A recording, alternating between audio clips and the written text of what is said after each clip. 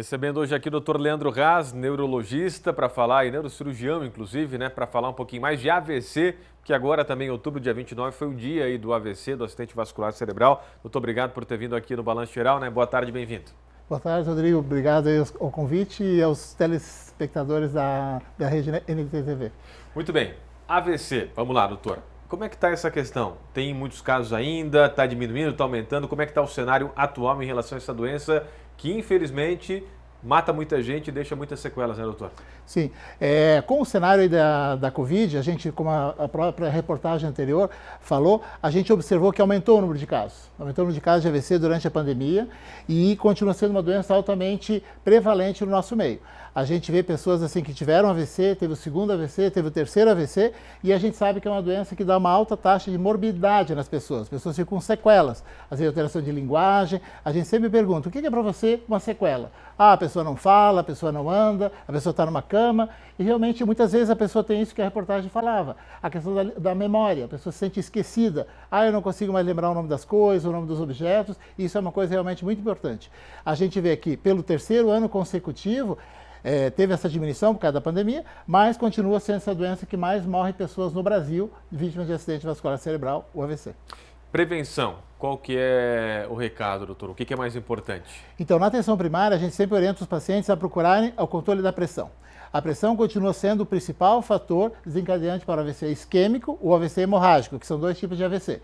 No nosso meio, nós temos uma alta taxa de pessoas com diabetes. Então, o diabetes também é um fator predisponente.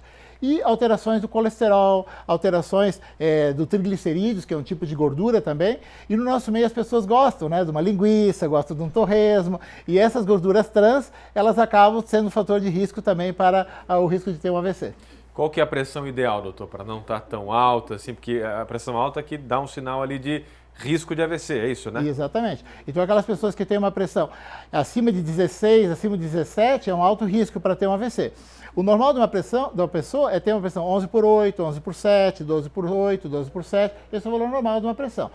Doutor, eu tenho o valor da minha pressão 16 por 8, 16 por 7. Essa é uma pressão já alta, essa pessoa tem que ser medicada. Porque a gente vê várias pessoas que chegam ao hospital com sinais de AVC, com pressão 17 por 8, 16 por 8 e já está com AVC. E quais são os sinais de AVC? E a pessoa, obviamente, quando vai para o hospital, o mais rápido que chega lá, a sequela pode ser menor, doutor. Que sinais que são esses para a gente lembrar aí os nossos telespectadores? Exatamente. Então, aquela pessoa que teve alteração de linguagem, por exemplo, a pessoa estava conversando e de repente ela parou de falar e a gente já viu que o braço dela caiu. Isso pode acontecer do nada assim? Para. Tem uma família, até outro dia eles marcaram uma consulta, porque eles trabalham num escritório de contabilidade, a filha lá, a filha outra lá e o senhor aqui. E ela viu que ele estava no telefone e de repente o telefone caiu da mão dele.